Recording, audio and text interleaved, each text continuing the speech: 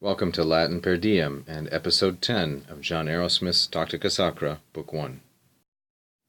In erroribus proton pseudos inscientiis prima principia summo studio investigantur. Adamo ponitur in laude quod protoplastus, Stephano quod protomartyr, huic loco quod sit protoevangelium. Here Arrowsmith continues his discussion of Genesis 3:15 and how significant and important that passage is.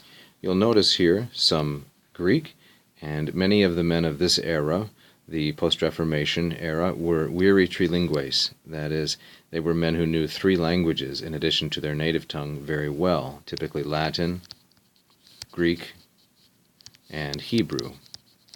Some of them, like John Milton, were polyglots and knew a variety of other European languages as well as Near Eastern languages. Sometimes in these early modern texts, the Greek ligatures and font can be difficult to read. This one stands for proton pseudos, or the first mistake, the first fault. And so he says, when it comes to errors, the first mistake, proton pseudos, and when it comes to matters of knowledge, the prima principia, the foundational or first principles of study, investigantur, are pored over, are investigated, are thoroughly scrutinized, summo studio, with the highest care, summo studio. This, of course, is an ablative of means, by means of the highest diligence, summo studio. Notice the balance that Arrowsmith achieves in his rhetoric. In erroribus proton pseudos inscientiis prima principia. There's a 1-1-2-2 correspondence. They investigantur, they are scrutinized, as I said, summo studio. On Adam, Adamo ponitur, is set in praise that he was protoplastos, the first creation. Upon Stephen is set as a praise in laude that he was proto-martyr, the first martyr. Huic loco, to this passage, meaning again Genesis 3:15, is placed as a praise, as a commendation, that it is the proto-evangelium, the first gospel.